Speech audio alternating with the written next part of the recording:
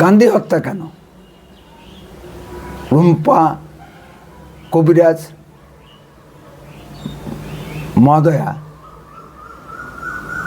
নাথুরাম গডসের বই থেকে যে উদ্ধৃতি দিয়েছেন, আসুন আমরা একটু শুনে আসি।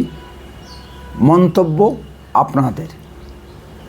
সুপ্রিম কোর্টের অনুমতি পাওয়ার পর প্রকাশিত নাথুরাম গডসের শেষ ভাষণ, যা 60 বছর ধরে ভারতে নিষিদ্ধ ছিল, আমি কেন গান্ধীজিকে হত্যা করেছি।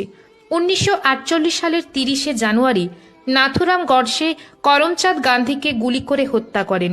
তবে তিনি ঘটনাস্থল থেকে পালিয়ে যাননি, বরং আত্মসমর্পণ করেন।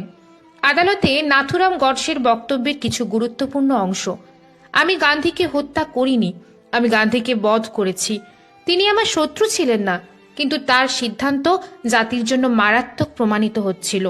যখন একজন ব্যক্তির কাছে অন্য কোনো বিকল্প থাকে না, তখন তাকে সঠিক কাজ করার জন্য ভুল পথ বেছে নিতে বাধ্য করা হয়। মুসলিম লীগের প্রতি গান্ধীর ইতিবাচক প্রতিক্রিয়া এবং পাকিস্তান তৈরির ভুল নীতি আমাকে বাধ্য করেছিল।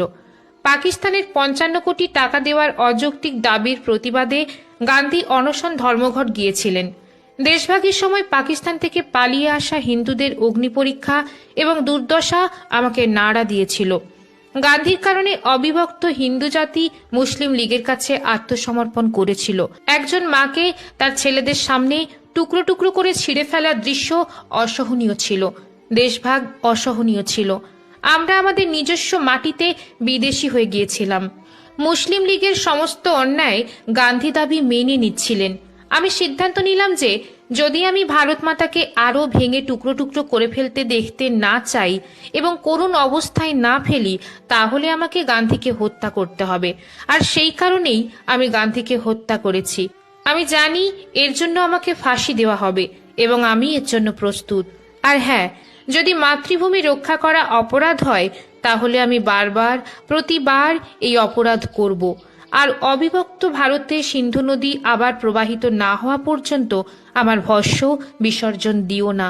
যখন আমাকে ফাঁসি দেয়া হবে, তখন আমার এক হাতে গেরুয়া পতাকা থাকবে আর অন্য হাতে অখণ্ড ভারতের মানচিত্র থাকবে।